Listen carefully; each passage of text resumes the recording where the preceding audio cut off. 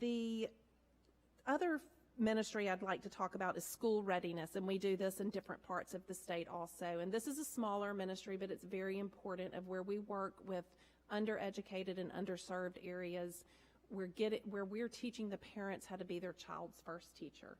As many of you can relate, going into kindergarten for the first time can be very intimidating if you're educated and you have everything, you appear to have everything put together. But for moms that maybe don't speak English well, they didn't graduate from high school, we're going into these homes and working with these moms to build their family unit up so when these kids go to kindergarten that they're ready. The school readiness program is one that has great success also, and usually these kids are going to school, they know their letters, they know their numbers, they can read their sight words, and so they're sometimes a step ahead, which gives them the confidence to continue with their education. The last two ministries I'm going to talk about are our higher education homes and our group homes, or one of our group homes down in the Dothan area. Again, both of these serve kids from all over the state. Before I jump into those, I do want to just speak at our group home. We have transitional living behind the apartments. Behind the home. Transitional living is when our kids have either shown great independence, they have a job, and they're ready to learn to go the next step of independence. And so we set them up in an apartment where they have their own kitchen, they have to cook for themselves, but if they decide to spend all their money on a video game, they have dinner. We're not going to let them go hungry, but we teach them the next month that you've got to manage your money a little bit more. So the settlement home that I spoke of earlier, we have boys there, teenage boys. I have 3 teenage boys. This home has anywhere from 5 to 8, depending on what the kids are doing, and I just am amazed at how well these boys do.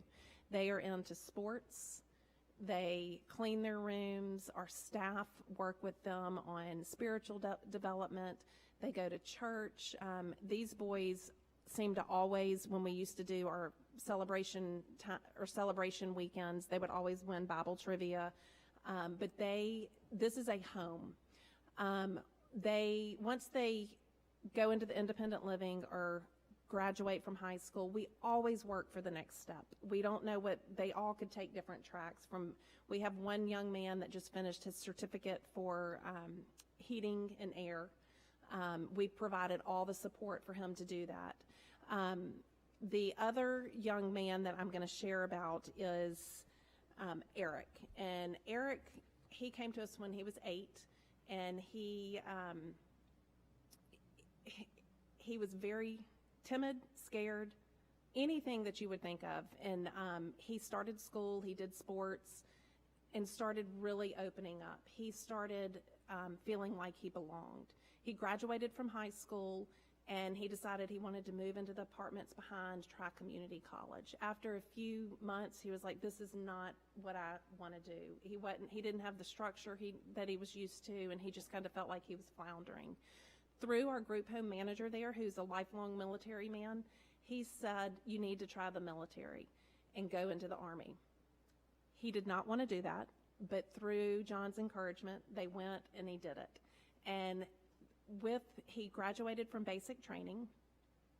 During basic training, he was a leader. When he graduated, I went, plus all his brothers from the group home, plus all of our staff. And I say that because we are his family. And again, we are able to take all those boys because of your support. That is something that's not reimbursed by the state. We loaded them up, drove to Georgia, spent the night in a hotel, took them all out to dinner to celebrate his graduation. And I didn't know this, but when you graduate, you send a letter home to your family so they get it before graduation. And he sent this letter to his brothers at the group home. And he said, "Dear brothers, this whole experience has been a huge change to me mentally, physically, and spiritually. I've learned that nobody in this world is ready to hand you anything. You have to work your rear off and go get it. Most importantly, I found a friend that would never leave my side in any situation, and that's God. Whenever I had no one to turn to, he was right there protecting me the entire time. He'll never leave you or forsake you, even when you reach your lowest points. I appreciate everything that Embrace Alabama Kids has done for me. You all helped shape me into the man I'm becoming, and y'all are the reason I'm physically and mentally fit to be part of one of the strongest fighting forces in the world. I wouldn't trade you guys for anything in the world. And Mr. John, Miss Joy, Miss Lisa, Mr. Scott, and Miss Janet are the foundation of the future of every child that comes through.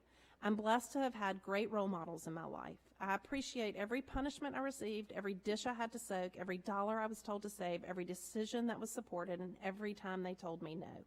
I love you guys, and I will see you at graduation. By the time y'all get this, I will officially be a soldier in the United States Army. Love, Private White. That is one of my favorite things to share.